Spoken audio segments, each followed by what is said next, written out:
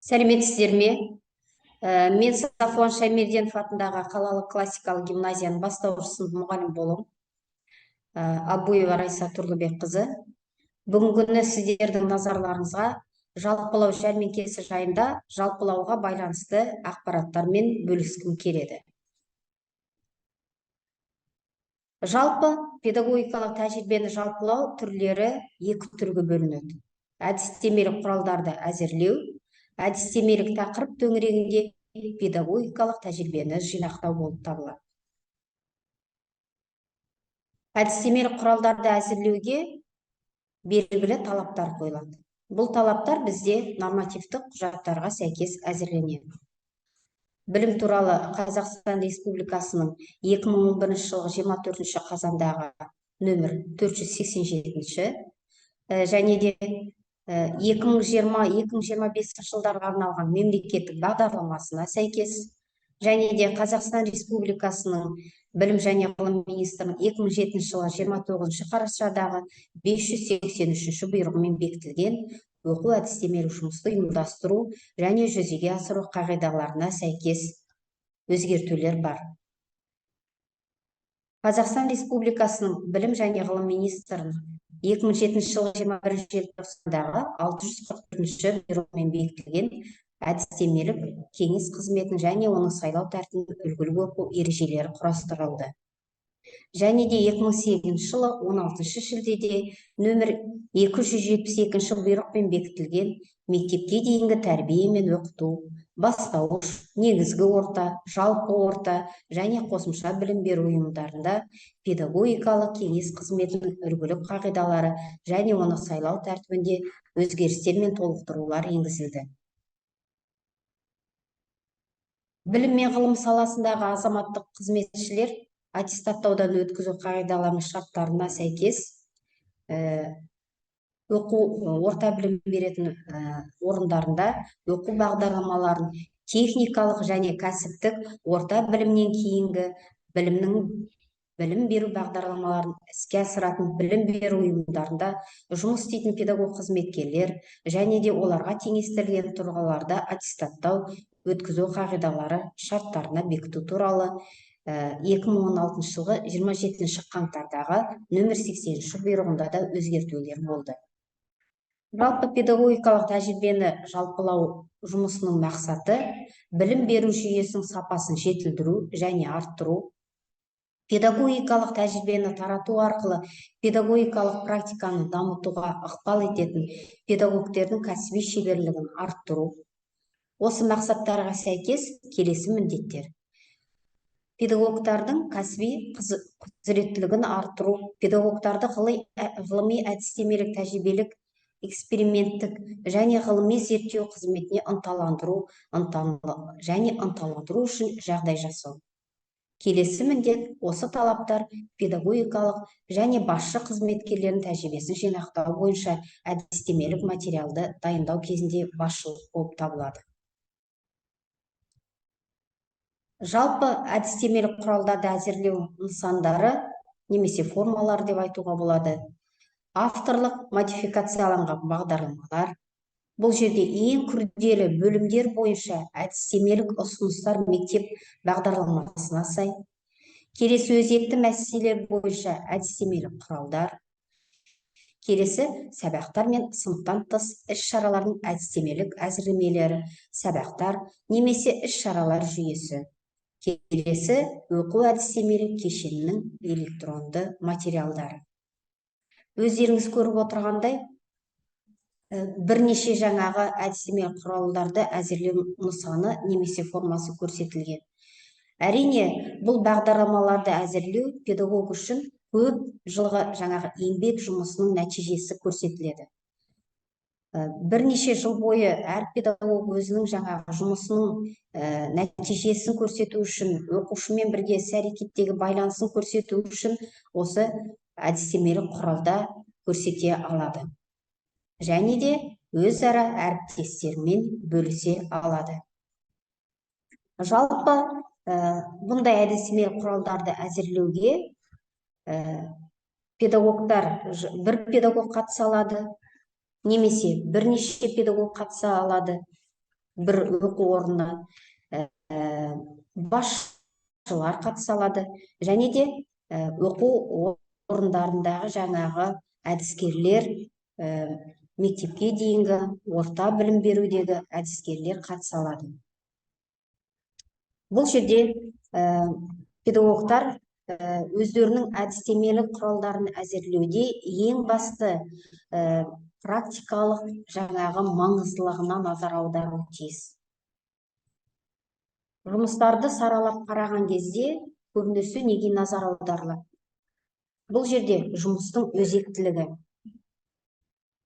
Ол арнайы жаңағы бағдарлама түрінде әзірленсе, оның зерттеуі немесе тәжірибелік эксперименттік жұмыс тақырыптары қарастырылады. Әрине, жұмыстың ғылыми әдістемелік деңгейі де сарапқа алынады. Бұл жерде ұсынып отырған жаңағы бағдарламада немесе әдістемелік құралда оқушылардың өзіндік қабілеті мен мүмкіндіктері, олардың шығармашылық дамуы ескерілді ме, және де оқушылардың жас ерекшеліктері бойынша осы ғылыми әдістемелік деңгейі көрсетілді ме, соған аса назар аударылады. Және де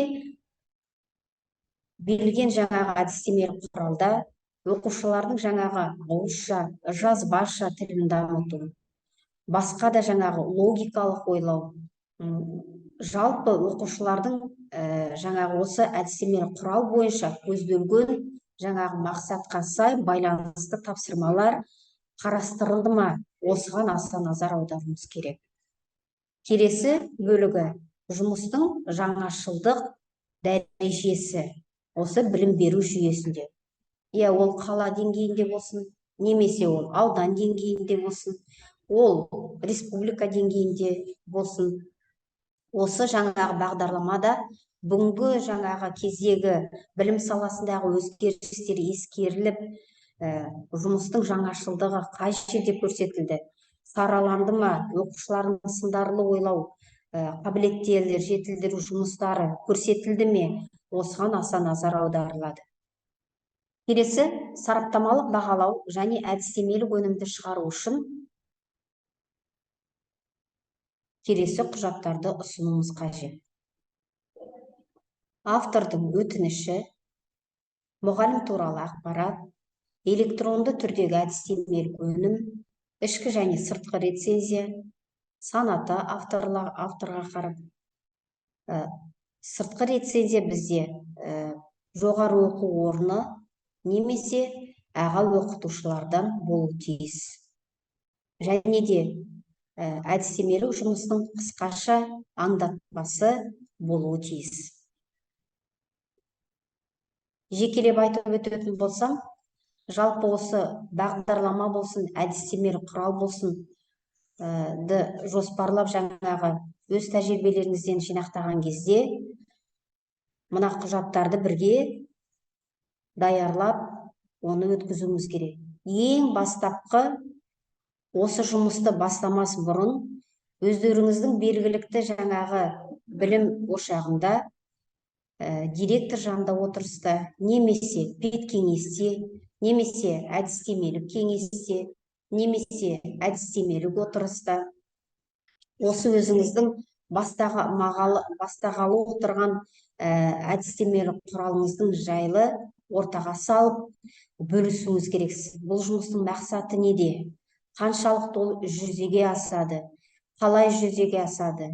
Ол жаңағы авторлық бағдарламадан кейін немесе әдістемелік құралдан кейін күтілетін нәтижесі қандай?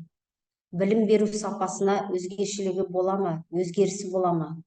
Осы жайында осы отырыстың бірінде сіздер айтуларыңыз тиіссіздер. Және де ол міндетті түрде хаттамада жазылу керек.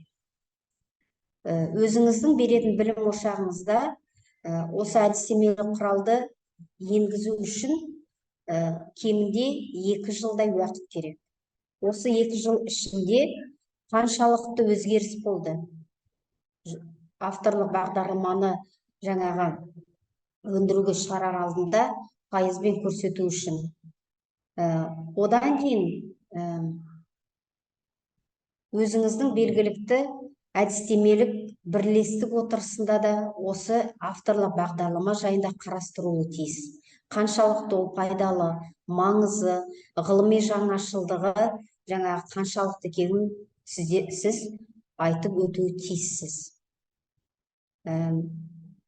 Және де хаттама тек қана осы өз мекемеңізде ғана емес, өз мекемеңіз, өз білім беру ошағыңызбен қатар, екінші білім беру ошағын таңдауы тиіссіз. Осы авторлық құралды немесе әдістемелік құралды, көмекші құралды іске асыру үшін екінші білім ошағын таңдап, келісіп, ол жерде де өзіңіздің жаңағы осы ұсынып отырған жұмысыңыздың қаншалықты жаңағы маңыздылығы, қаншалықты ғылымилығы, қаншалықты жаңағы оқу процесінде оның білім сапасын көтеруде маңыздылығы болатын сөз айтып, онда да хаттамаға енгізу керексіз. Себебі бұл хаттамалар болашақта авторлық құралды қорғаған уақытта құжаттардың тізімінде міндетті түрде болады. Сол жерде дәлелдеме ретінде осы хаттамаларды ұсынасыз. Тағы да қайталап өтем, өздеріңіздің білім беретін ошақтарыңызда кемінде 2 жылдай, ал басқа мекемеде ол аудан орталығы, ауылды мекеннің білім ошағы болуы мүмкін, қалалық жаңағы білім ошағы болуы мүмкін. Ол жерде жаңағы 1 жыл көлемінде өткізу жеткілікті. Келесі инновациялық педагогикалық тәжірибе нәтижелерін енгізу. Бұл жерде педагог өзіңіздің педагогикалық тәжірибе нәтижеңіз жайлы белгілі жаңағы ақпараттарды толтырып бересіздер. Әрине, кәсіби өсу деңгейіңізді көрсетіп. Келесі инновациялық педагогикалық ақпараттық карта. Бұл жерде педагог өзіндік жаңағы белгілі 2 жыл сол ішінде педагогикалық іс тәжірибесінде қандай да жаңағы оқу сайыстарына, конференцияларға, басқа да педагогикалық сайыстарға қатысып, нақты осы өзіңіздің ұсынып отырған авторлық бойынша қатысқан сайыстарыңыз болса, тіпті де жақсы болады. Келесі, мына жерде инновациялық педагогикалық тәжірибе нәтижелерін енгізу немесе акты деп айтады.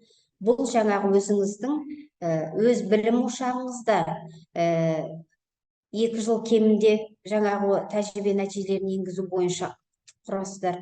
Және де екінші білім ошағы өзіңіз таңдап алған және келіскен білім ошағынан 1 жыл көлемінде инновациялық педагогикалық тәжірибе нәтижелерін енгізу өлшемдерін толтырасыздар.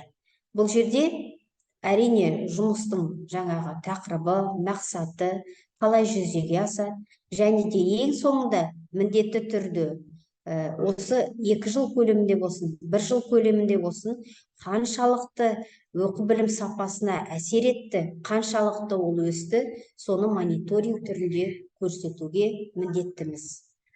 Келесі инновациялық педагогикалық ақпараттық картаны педагог өзі толтырады дедік, өзінің нәтижесі бойынша ғылыми әдістемелік тізім.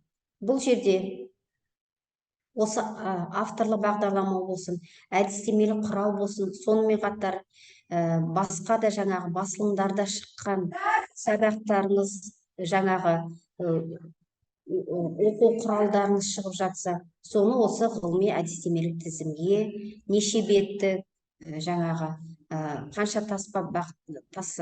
таспада шықты, соның барлығын толтырасыздар. Келесі бізде рецензия. Рецензияны бізде ішкі және сыртқы рецензия болады. Ішкі рецензияға өзіңіздің білім алу ошағыңызда жаңағы әдіскер, оқулысының меңгерушісі жаза алады.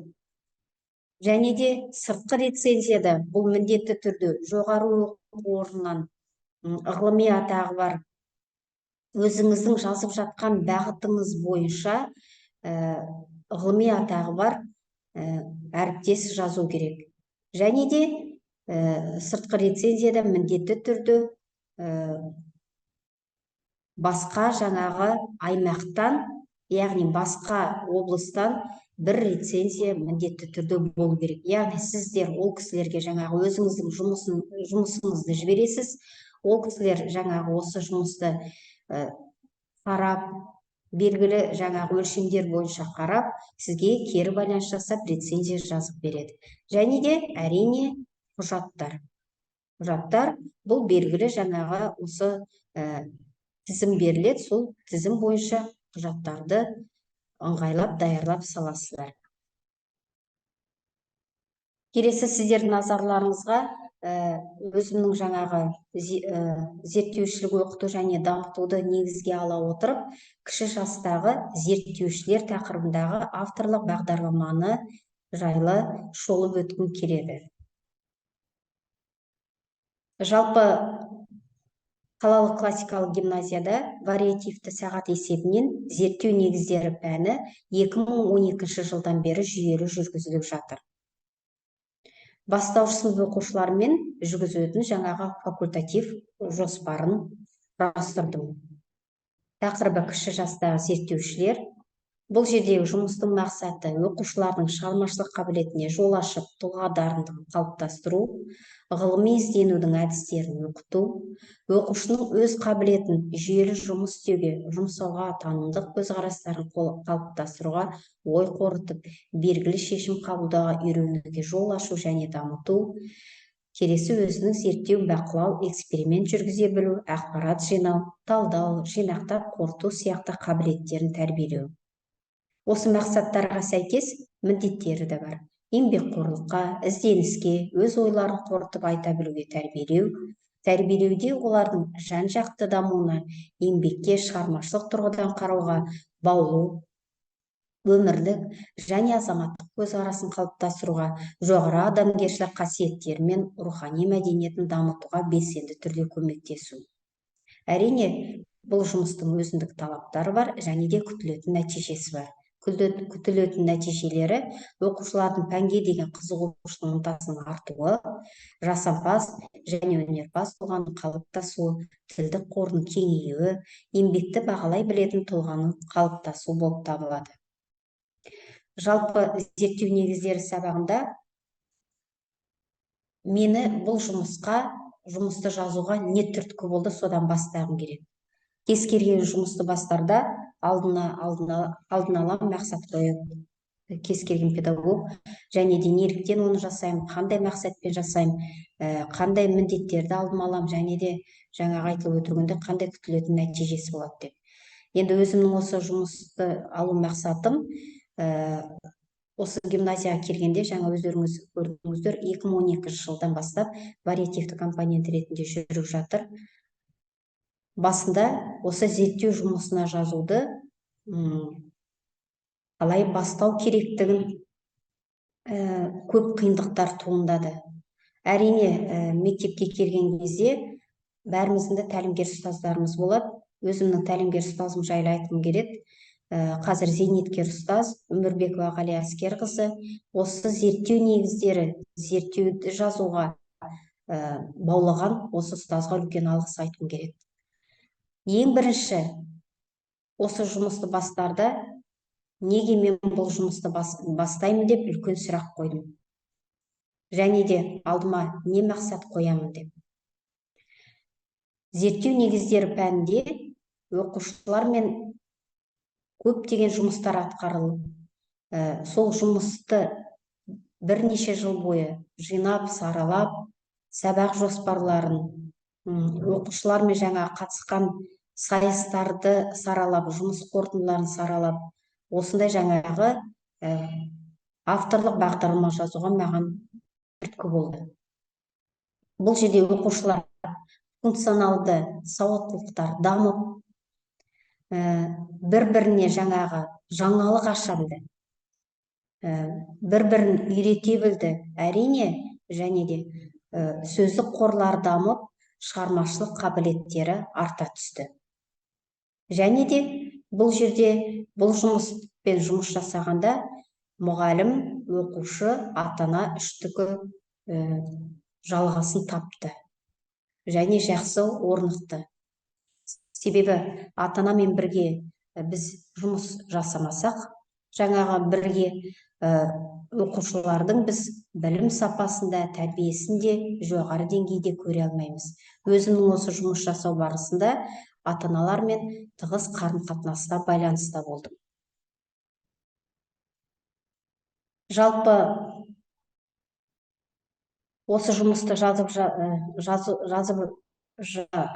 және де енгізу барысында жыл сайын осы жаңағы вариативті сағат ретінде берген зерттеу негіздері пәнінің нәтижесі ретінде ғылыми жобалар конкурсы сайысының жаңағы нәтижесін жыл сайын мониторинг жасап отырдым өзім үшін. Бізде 2018-19 жылы гимназия бойынша қалалық кезеңге 28 оқушы қатысты және де нәтижелі орындар алды бізде.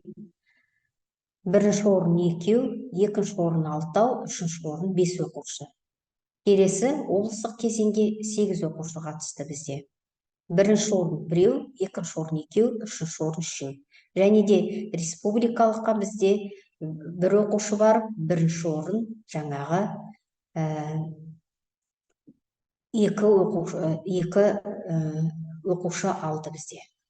Келесі жылды салыстыратын болсақ, 2019-2020 жылы оқу жылының соңында тағы да осы жұмысымның нәтижесін көру үшін мектеп бойынша жаңағы зердеге қатысқан оқушылардың орындарын сарапқа алдым, қорытындылап. Жалпы қалалық кезеңге қатысқан 21 оқушы, бірінші орын 1 алды, екінші орын 7, үшінші орын 6. Одан облыстық кезеңге 8 оқушы өтті, бірінші орын 1, екінші орын 2, үшінші орын 3 алды. Және де республикалықта бізде бірінші орын 2 оқушы алды. Осы алдыңғы оқу жылы, 2020-21 оқу жылы бізде гимназия бойынша қалалық кезеңге 23 оқушы қатысты, бірінші орын 2 алды, екінші орын 4 алды, үшінші орын 4 алды. Облыстық кезеңге 4 оқушы қатысты, бірінші орын 1, екінші орын 1, үшінші орын 2 оқушы. Және де республикалық кезеңге 1 оқушы қатысты, екінші орын иеленді. Енді жалпы осы жаңағы республикалық кезең өтетін Балдәурен лагерінде осы облыстан оқушыларды 2 жыл қатарымен жетекші болып бардым. Осы жерде басқа да әріптестермен жаңағы олардың қатыстырып жатқан шәкірттермен бірге пікір алмасып, ойындар өткізіліп, өзіме мол тәжірибе алдым. Барлық осы жұмыстарды қорытындылай келе, жаңағы директор жанында отырыста осы жұмысымды ұсынғаннан кейін жұмысымның нәтижесін енді көре бастадым. Содан жаңағы осы авторлық бағдарламаны толықтырып, теориясын, одан кейін жаңағы күнтізбелік тақырыптық жоспарын, одан кейін жаңағы қысқа мерзімді жоспарын толтырып, жұмыстың нәтижесін саралай келе, осы жаңағы оқу білім сапасына өзіндік пайдасы бар, оқушылардың жаңағы өсуіне үлкен үлесі бар деп, осы жұмысты қорытындылай келе осылай тәмамдап аяқтадым. Өздеріңіз қарап отырғандай, кез келген жұмысты жаңағы жаңашылдығын ескере отырып, және де ғылыми маңыздылығын ескере отырып, әдістемелік құралды осылай өндіріп шығаруға болады. Жалпы әрбір нәтиженің ғылыми жағдайының және жұмыстың тұжырымдары, қорытындылары мен негізділігі және дәйектік дәрежесі болса, осы жұмыстың жақсы жағы көрінеді және оң нәтижесін көрсетеді. Әрине, жұмыстың практикалық маңыздылығы болу керек.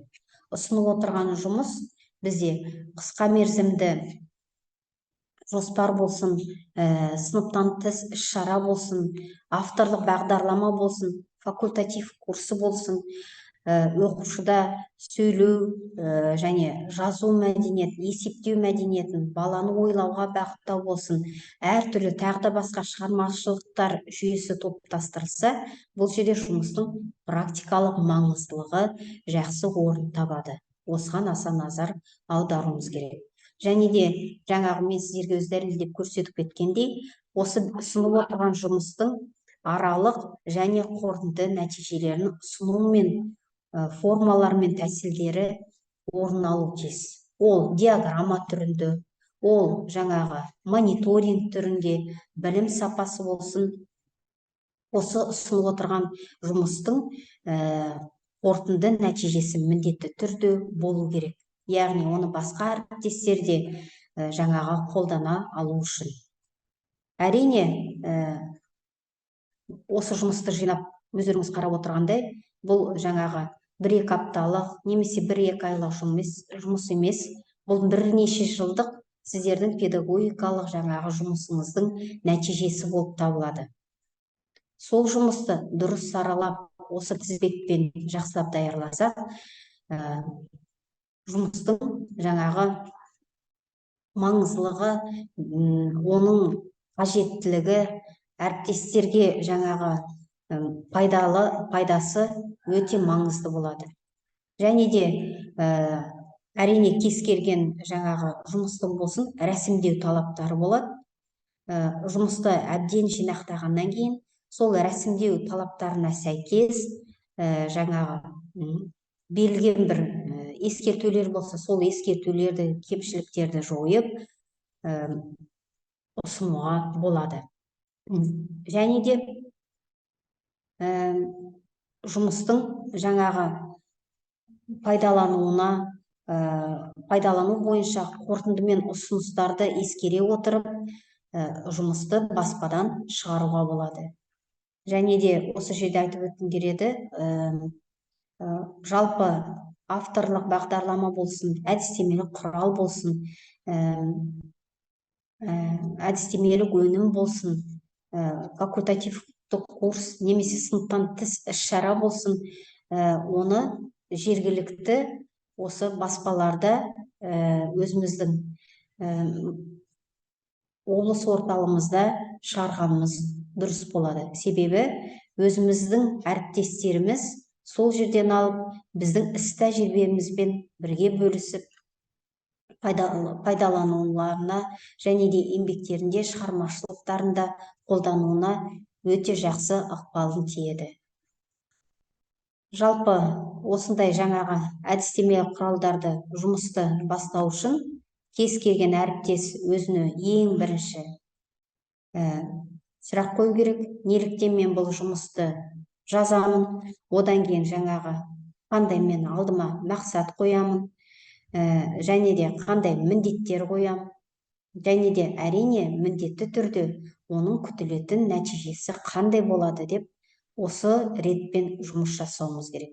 Және де тағы да атап өттім, ол жаңағы бізде бірнеше жылдық еңбек нәтижеміздің жинағы, нәтижесі болуы тиіс. Және де әріптестеріміз оны өздерінің педагогикалық жаңағы жұмыстарында, өздерінде жаңағы сабақтарында қолдана алатындай ұсынуымыз қажет.